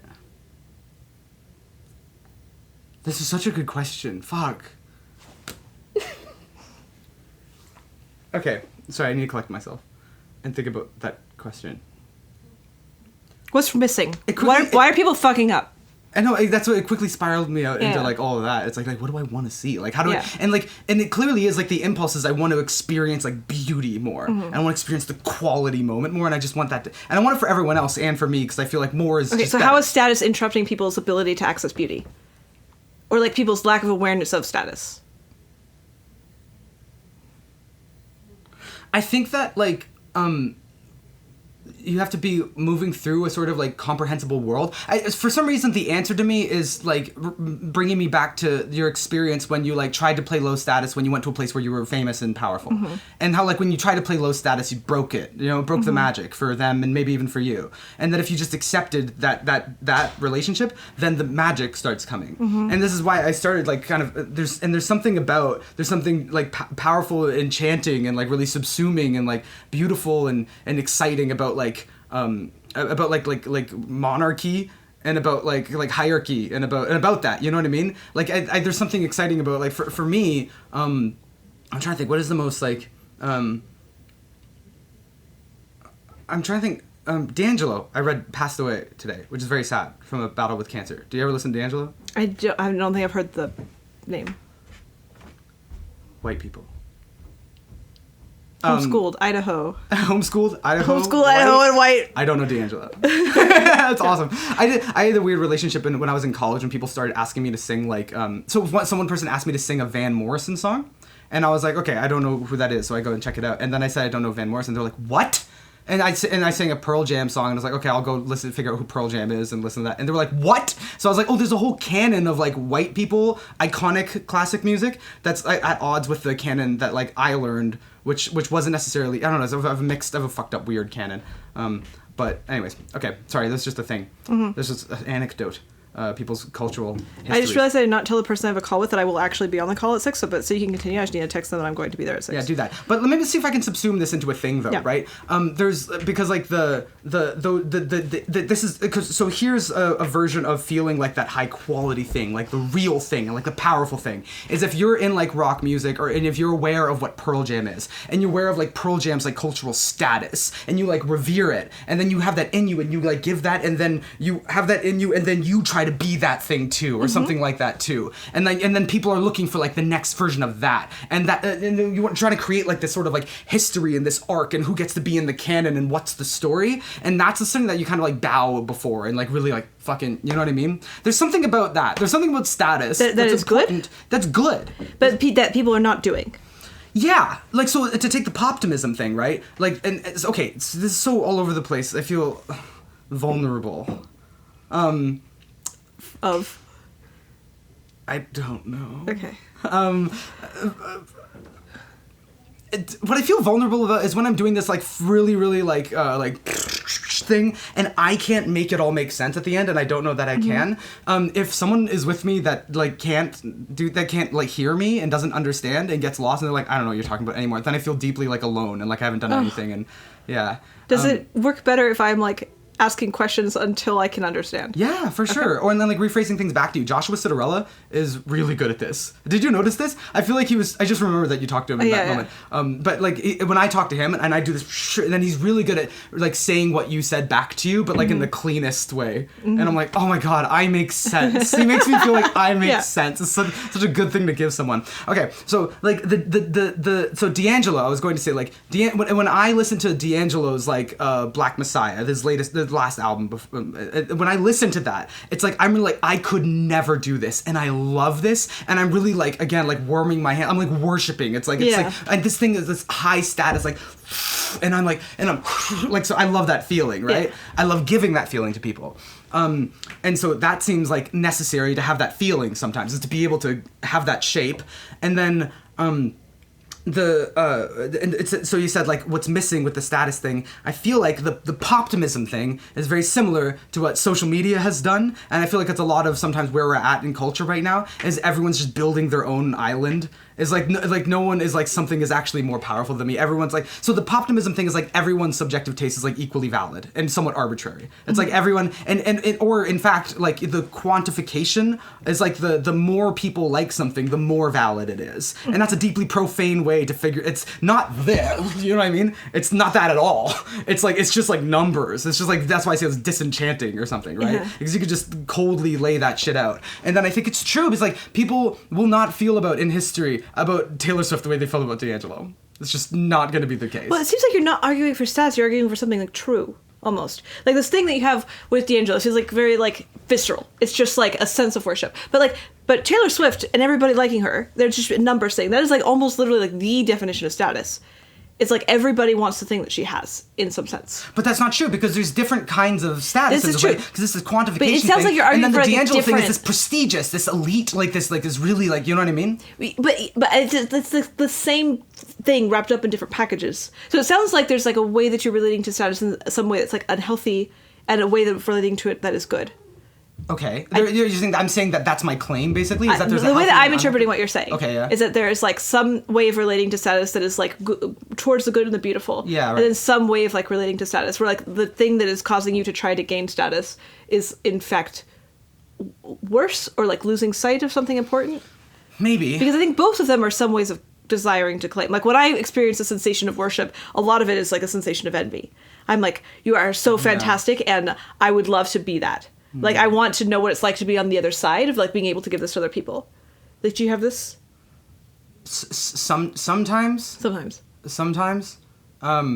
I definitely feel like when I'm experiencing like a really true art moment, and there's like a bit of like a reverent that thing is happening to me, I definitely am thinking about myself, because I want, my purpose is on earth is I want to give that to people, Right. and I think I can. Yeah. And I know I can. Yeah. And so like I see that as like I have almost like a peership thing with it, where I'm like, okay, I'm thinking a lot about how to do that, but also I think the other thing is I like live for the moments, because I'm super like I can't go to concerts. If I go to the concert, I'm not at the concert. I went to a concert with someone recently, Maro, in Montreal, and like it's like a dance thing, and she was beautiful and like talented, and it was a great show, and like the person like with me was like what are you thinking, because I'm just like standing just like watching, and I was like it's so economic. I was like, there's 2 performers, like the synth, the guitar, and there's 5 lights that are like these vertical lights, and the lights are going like ding, ding. They're being so creative with the lights. So it's like, and I'm thinking about when you take this on the road, this is 2 people and just like not too much gear, because these lights probably wrap up in one bag, and then you program them, and then you have a different set. I'm like, this is a great set for like an indie set. It's like economic. You can do this. You're making great use of what you have here.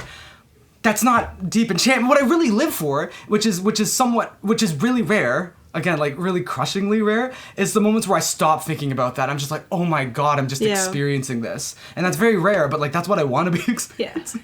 Yeah. And so like, it's not just envy. I think that it's people love to feel subsumed by something in a way that doesn't just go back to envy, but just I love that this exists. You know what I mean? Mm-hmm. Like, do you envy me?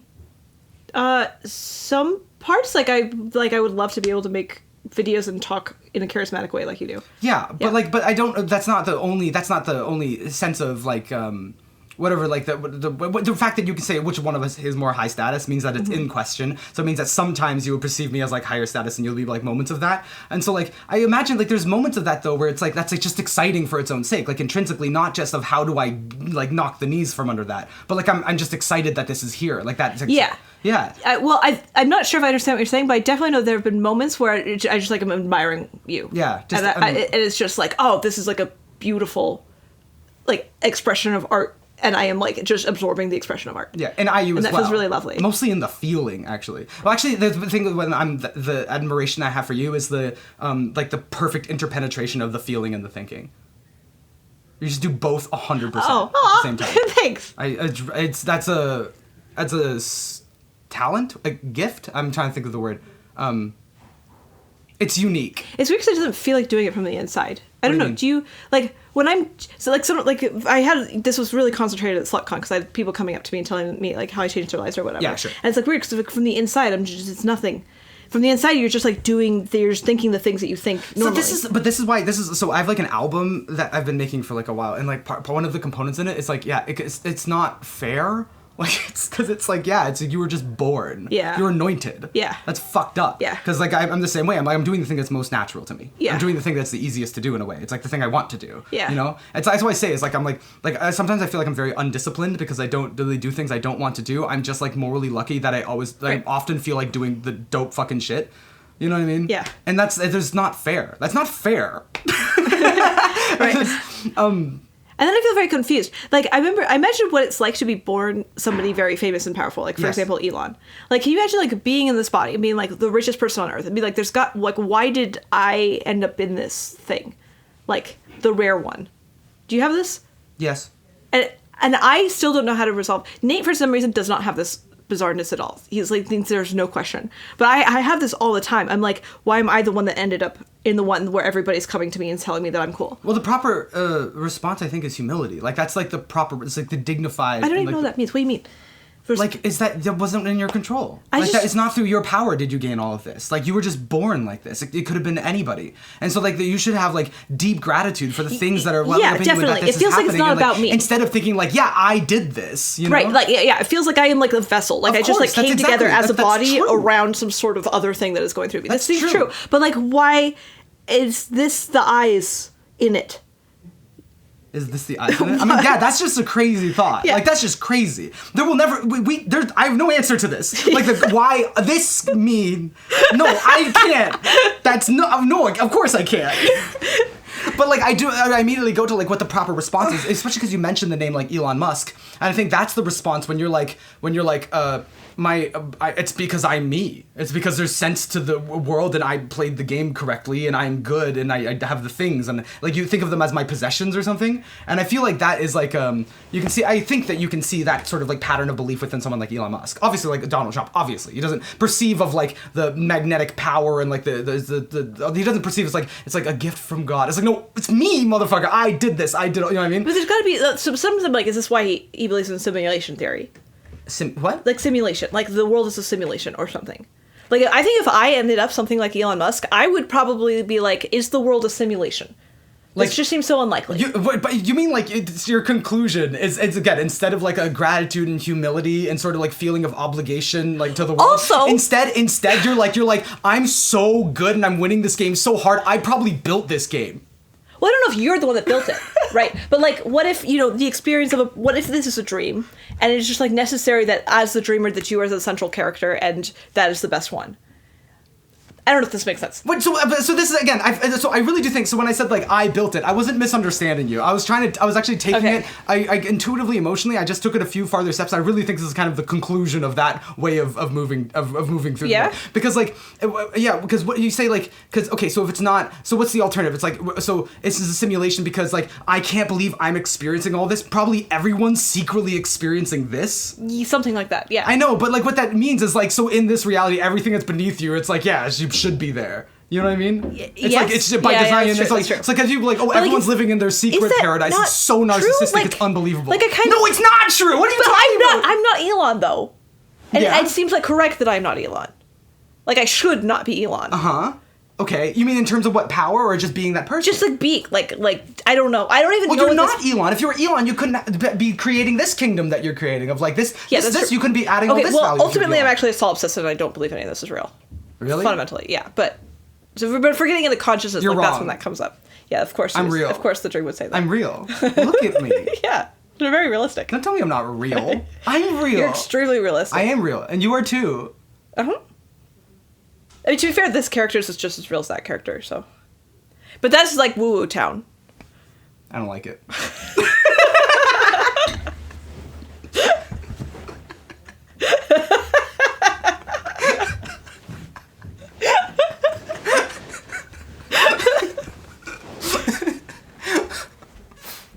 I think there should be some grace. I think there is some grace. There's something Joshua Setterella has talked about. It's like, you know, a lot of like the billionaires used to be like, in order to like the dignified thing to do, like as a billionaire, is like, it's like, I'm building museums, I'm funding galleries, and I donate to the free press, and I don't whatever. I fund public services as like a good king. You know what I mean?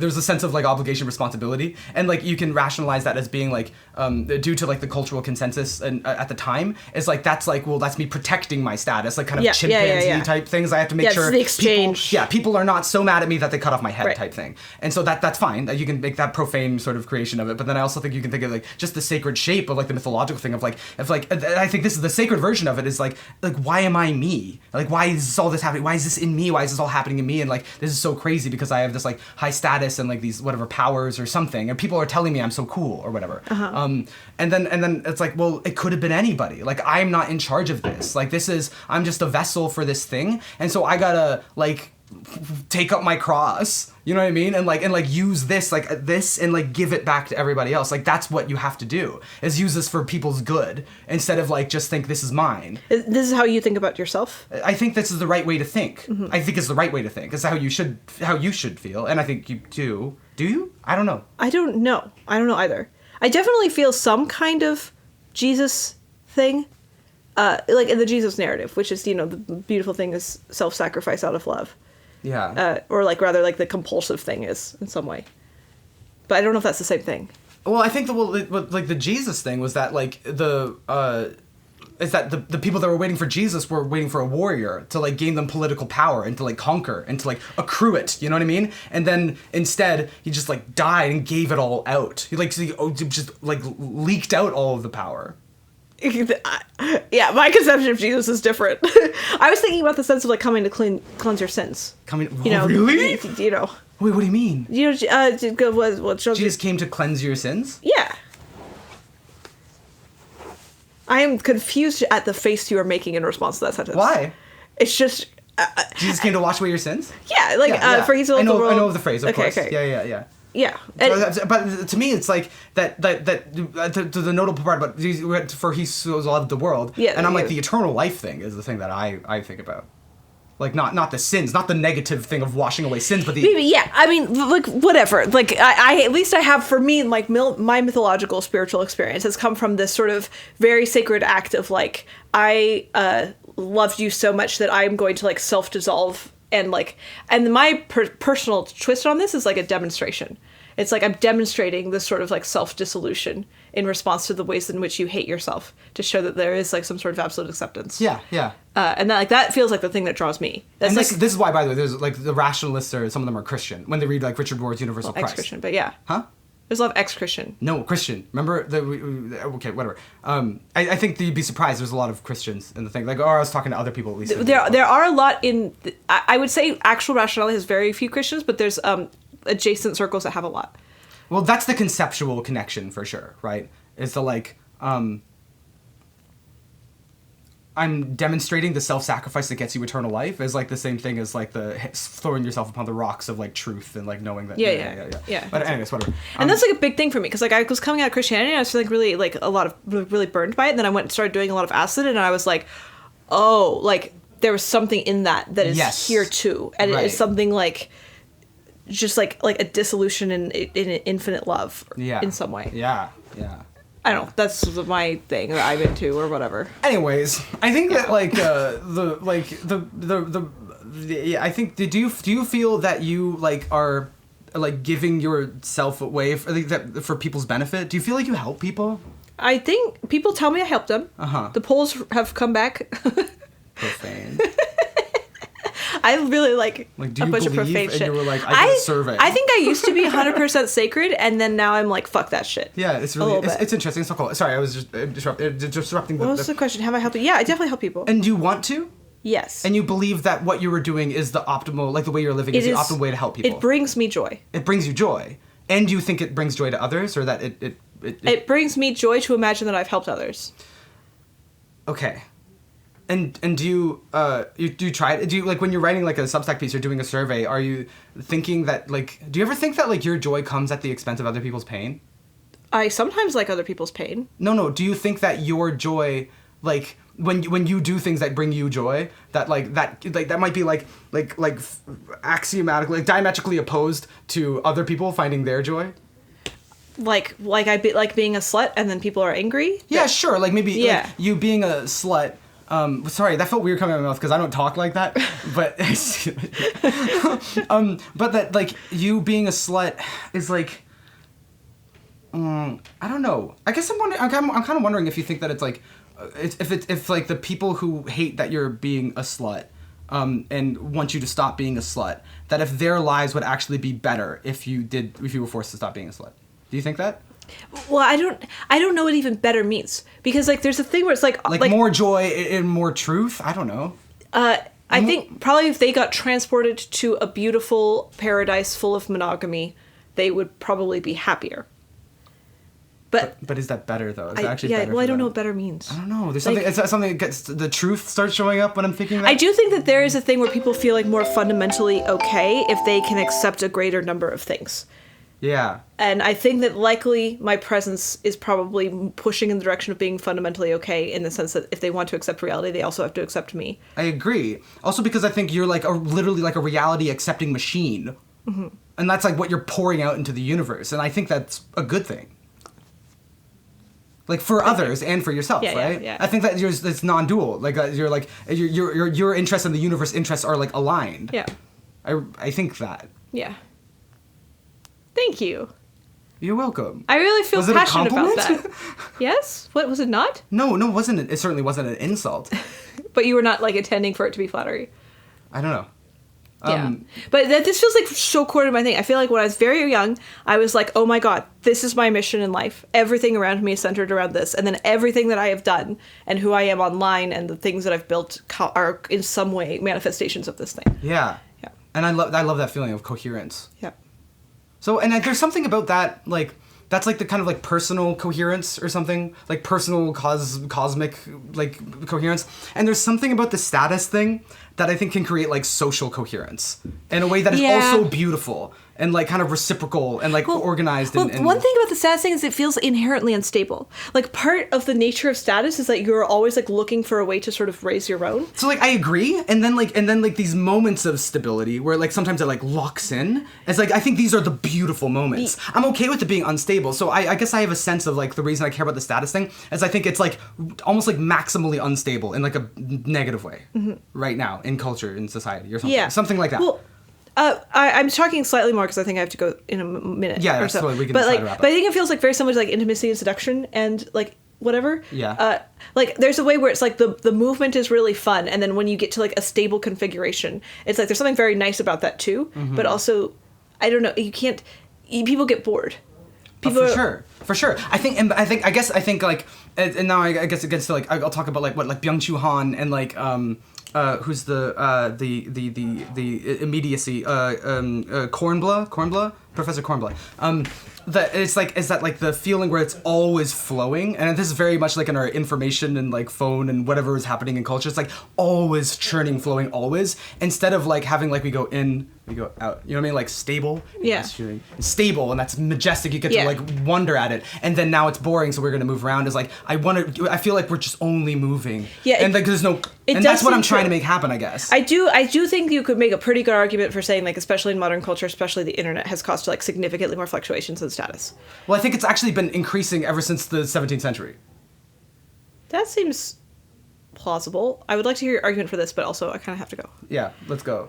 But I guess that's the thing that I guess I have an intuition that status can do that for some reason. Some understanding of status, I think it can do that. If you understand status, then this will cause people to stop fluctuating status so much. No, it's gonna allow us to. Sorry, I'm all visual on it now. Yeah. I can't. I don't want to use words anymore. Yeah. I'm tired. Well, thank you. This is one of the most fun conversations I've had in a long time. Yeah, same. I wish all my podcasts were like this. I don't know if anybody's gonna understand anything though. Me neither. I don't know if I forget everything that was said. Okay. Yeah, I gotta go too. It was so lovely to meet you. Yeah. Are you gonna be gone? Yeah, I'm actually. I feel like I've said goodbye to you like 8 times. I'm flying out tonight. Okay, so I'm gonna go to the call and you're leaving. I'm gone. Yeah. Well, it was lovely meeting you. It's lovely meeting you. I hope I get this to you again. Let's record more stuff. You're really fun to talk to. Yeah. Obviously.